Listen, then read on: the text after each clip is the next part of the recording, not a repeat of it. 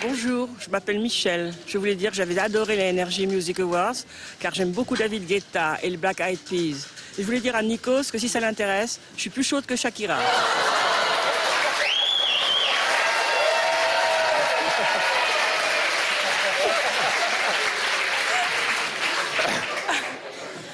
Elle s'est pas présentée à Miss France, je vous rassure. Et les ex-miss. Les ex-miss. Je comprends votre enthousiasme, Michel, en plus. Car c'est vrai que les derniers Energy Music Awards ont très bien marché. Et c'est mérité, car c'était une très belle cérémonie animée par l'inégalable Nikos Aliagas. Nikos, on sent que depuis l'arrêt de la Starac, il est en manque.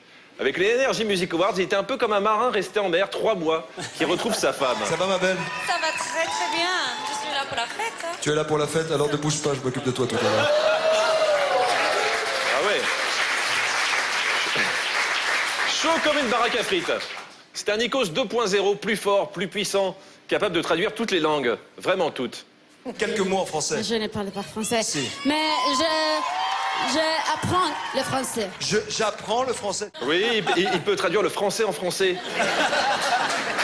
C'est pas évident, hein? Un Nikos au top, prêt à s'enthousiasmer pour un rien. L'égalité, liberté et fraternité. Non, non, c'est pas surjoué. Il est comme ça, Nikos. Hyper généreux, jamais excessif. C'est pas bien, parce qu'à force de ne pas dire la vérité aux gens, on arrive à ça. Ça va, ma belle Victoria? Tu n'aurais pas vu Joël Jonathan? Bonsoir, Nikos. Bonsoir, ma belle. Je suis ton plus grand fan. Je suis ton plus grand fan. Alors, je voudrais pas être méchant, mais ça fait combien de temps qu'elle est chez nous, Victoria Silvstedt? Ça fait des années qu'elle tourne des lettres, ça serait peut-être bien qu'elle commence à les lire. Hein, ben... non, mais parce que t'as l'impression qu'elle a pas fait un pet de progrès depuis son arrivée. Hein. Je suis ton plus grand fan. Je suis désolé. Non, mais il faut qu'elle fasse gaffe, sinon on va finir par croire qu'elle a été prise pour son physique.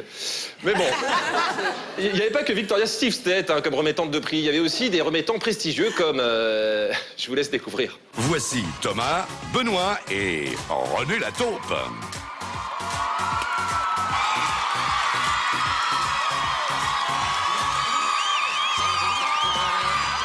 Oui, René Lataupe, qui, vous le remarquerez, a du mal à marcher quand même. Hein, mais c'est normal, parce que d'habitude, il avance sous la terre, hein, comme toutes les taupes.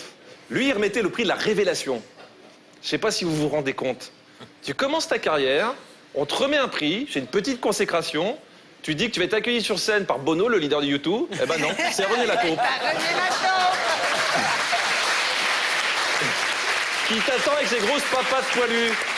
C'est salaud. Je pense qu'ils auraient pas osé faire ça si ça avait été un Energy Music Awards à remettre à Mylène Farmer. Mais bon, pour remettre un prix, il y avait aussi des gens plus légitimes comme Jennifer et Lynn Renaud.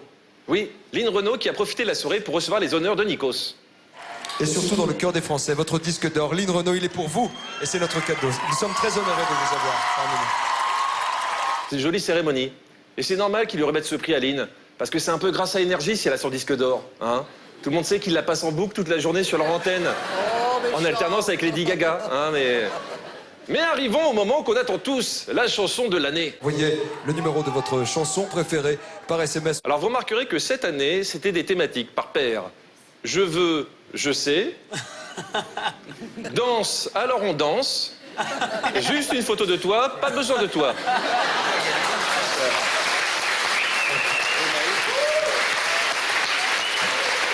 À mon avis, tu sortais, je veux danser avec une photo de toi, tu gagnais. Hein, mais bon, je voudrais pas l'embarrasser, mais au final, qui c'est qui a gagné?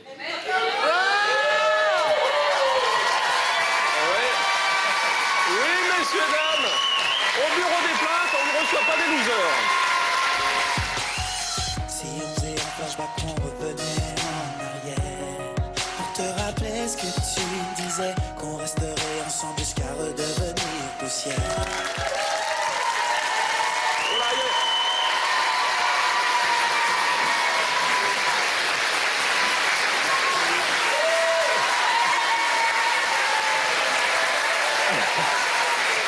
Mais c'est bien.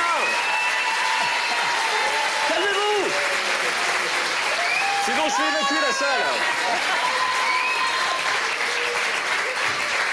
Je fais évacuer la salle la prochaine fois. Merci. Mais ça répond à toutes les polémiques, parce que vous l'avez peut-être lu, cette victoire, comme d'autres, a fait une polémique. Certains l'ont même jusqu'à dire que tout était arrangé. Eh bien, pas du tout. Déjà, la performance scénique de Matt était au top. Avec une idée super originale et républicaine, des CRS étaient venus danser avec lui. J'ai le cœur en braqué, si je dérape, c'est parce que t'es parti aussi vite que t'es arrivé.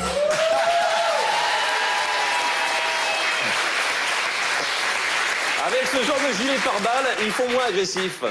Mais surtout, il faut se rappeler que c'est les téléspectateurs et surtout les jeunes téléspectatrices qui votaient. En exclusivité, nous allons vous révéler comment s'est déroulée la victoire de Matt Pokora. Nous nous sommes procurés les procès-verbaux des votes. Regardons les images. Là, M. Pokora est 3e sur 6 au niveau des votes. Les téléspectatrices pensent qu'il y a peut-être 2 chansons meilleures que lui. Et puis d'un seul coup, on ne sait pas pourquoi, au même moment, elles se disent toutes, mais oui, bien sûr, c'est lui la chanson de l'année, ça se voit à ses muscles.